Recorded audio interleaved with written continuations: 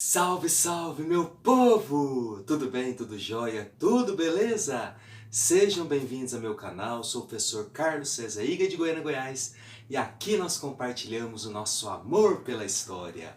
Na aula de hoje nós vamos falar de um movimento das ideias, de um movimento do pensamento, de um movimento de grandes pensadores, de grandes filósofos, de grandes cientistas, que vai abalar a Europa no século XVIII. Eu diria não apenas a Europa, como praticamente o mundo todo, principalmente nas Américas, aqui, continente onde nós habitamos. Esse movimento de ideias, esse movimento de grandes cientistas, esse movimento de grandes filósofos, esse movimento de grandes pensadores vai influenciar o processo de independência. Então, que movimento é esse, professor? Eu estou falando do iluminismo. Essa palavra iluminismo, ela vem de luz, de iluminar, iluminar algo que está obscuro, iluminar algo que está apagado, iluminar algo que está, digamos assim, obscuruído. Obscuruído, será que existe essa palavra? Não sei. Obscuro, vamos ficar com o obscuro. Então, o iluminismo seria esse movimento que pretendia iluminar a escuridão, as trevas da dúvida, as trevas da ignorância. Mas, professor, beleza, se esse movimento vem trazer luz, que luz é essa? Será que é a luz elétrica? Será que é a luz desse ring light que está iluminando a nossa aula? Não, é a luz da razão. Olha para você ver, meus queridos, esses filósofos eles vão enxergar a razão como uma grande luz. Uma luz contra as trevas da escuridão, as trevas da ignorância, as trevas também das crenças, dos preconceitos das pessoas. Então aí nós vemos que os iluministas, como vão ser chamados esses pensadores, esses filósofos, esses cientistas, eles vão tratar a razão como uma grande luz, vão valorizar a razão. Então, esse século XVIII, que vai ser o século do iluminismo, vai ser chamado de século das luzes. E o principal ponto de irradiação desse pensamento iluminista vai ser na França. Então, a maioria, ou pelo menos os mais conhecidos pensadores iluministas vão ser franceses. Aí nós vemos que desde o século XVIII, que a França já era uma grande referência na questão cultural, na questão artística. Nós vemos isso muito ali na virada do século XIX para o século XX, a Belle Époque. Então nós vemos aqui a França se tornando essa grande referência para o mundo. E vai ser lá na França, em Paris, a capital da luz, a cidade de luz, que nós vamos ver o surgimento do iluminismo.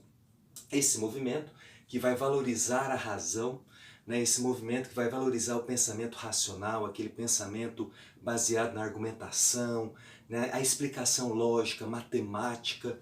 Nós vamos ver a ciência moderna encorpando aqui.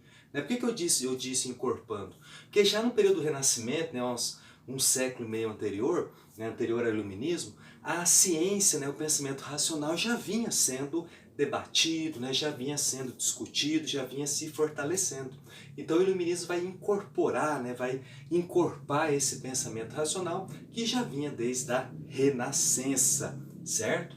Então veja que o iluminismo vai trazer essa luz, vai trazer essa grande mensagem, digamos assim, de iluminação para o pensamento, o pensamento racional.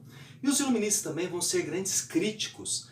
Os iluministas também eles vão fazer grandes críticas, primeiramente à fé, à religiosidade das pessoas. O iluminismo, por valorizar tanto a razão, vai acabar se sobrepondo à fé. E é bem nesse período aqui do século XVIII que vai surgir aquele termo de Idade Média, Idade das Trevas. A Idade Média, que é um período da história em que a religiosidade cristã ela está muito forte na Europa Ocidental. Os iluministas então vão denominar esse período de Idade das Trevas. Hoje em dia a historiografia já não considera mais a Idade Média como Idade das Trevas, mas esse termo acabou pegando, e acabou se tornando algo ruim, porque acabou pegando, colando na Idade Média, e por conta disso a gente acaba não reconhecendo, não descobrindo, não estudando as preciosidades, né, do pensamento filosófico, artístico, produzidos na Idade Média. Então, hoje em dia, a história não considera como Idade Média, mas é importante você saber que esse termo nasceu aqui no Iluminismo, por conta dessa crítica à fé. Por isso que nos países em que o pensamento iluminista vai ser adotado, né, nós vamos ver que a religião vai ser bem perseguida, vai ser criticada. Né? Por exemplo, aqui no Brasil, né, a expulsão dos padres jesuítas, né, aqui do Brasil aconteceu no período em que o iluminismo chegou ao poder, lá em Portugal, que daqui a pouquinho nós vamos ver como. Outra crítica também, meus queridos, que o iluminismo faz é o absolutismo, ou seja, ao poder concentrado nas mãos do rei. Além disso, os iluministas também vão ser contra o antigo regime, aquela sociedade, né, em que os nobres, em que o clero, né, e o próprio rei, né, tinham grandes privilégios, tinham grandes poderes.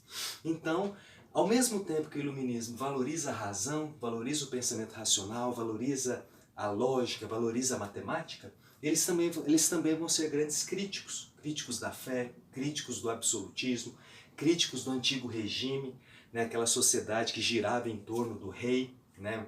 A França é o maior exemplo disso, né? No Luís XIV, né, o Estado sou eu, né, ele dizia. Outra característica importante do iluminismo é o apoio da burguesia, né, a galera que tinha dinheiro. Na hora que a burguesia percebeu que esse movimento filosófico, né, esse movimento do pensamento, né, que esses filósofos estavam batendo de frente com a igreja, com os reis absolutistas, a burguesia sorriu de orelha a orelha. Então muitos burgueses vão bancar esses filósofos, vão proteger, né, esses filósofos da perseguição, tanto da igreja como dos reis absolutistas. Então a burguesia vai bancar por quê? Porque essas ideias vão apoiar, né, e muito o interesse da burguesia. Né? A burguesia já não via mais com bons olhos um rei tomando conta da economia, o Estado interferindo na economia. Então, quando o iluminismo propõe o liberalismo econômico, ou seja, o mercado atuando de uma forma livre, sem intervenção do Estado na economia, os burgueses vão achar bom demais. Por isso que eles vão financiar muitos filósofos desse período, né, do século XVIII, século das luzes. Tranquilinho? Beleza? Uma contribuição importante que os iluministas vão nos deixar é a enciclopédia. Né? A enciclopédia que vai ser, né, eram volumes, né, de livros que os pensadores do iluminismo decidiram escrever, né, para registrar o conhecimento humano que estava sendo produzido a partir do pensamento racional. E eles tinham razão. Se o pensamento racional estava sendo muito valorizado, estava em alta no século XVIII, então todo aquele conhecimento oriundo desse pensamento racional deveria ser registrado para todo mundo conhecer. Então a enciclopédia ela vai surgir nesse período. Né? Aquele conjunto, né, de livros que tem todo o conhecimento, que tem todo o registro do conhecimento produzido pela humanidade. Até um tempo atrás, antes da internet se popularizar, antes da internet ser o que ela é hoje, uma grande ferramenta, né, do conhecimento, antigamente cada casa tinha uma enciclopédia Barça. Né? Então esse termo enciclopédia vem do iluminismo.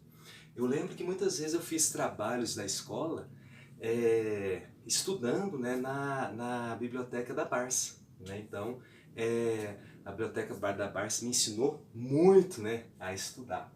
E finalizando, nós temos os déspotas esclarecidos, que eram os reis que adotavam, né, os ideais iluministas, aqueles reis que perceberam que eles, para se manter no poder, tiveram que usar essas ideias iluministas dentro do seu estado, né, dentro do seu reino, realizando reformas, né, realizando todo o trabalho para se manter no poder.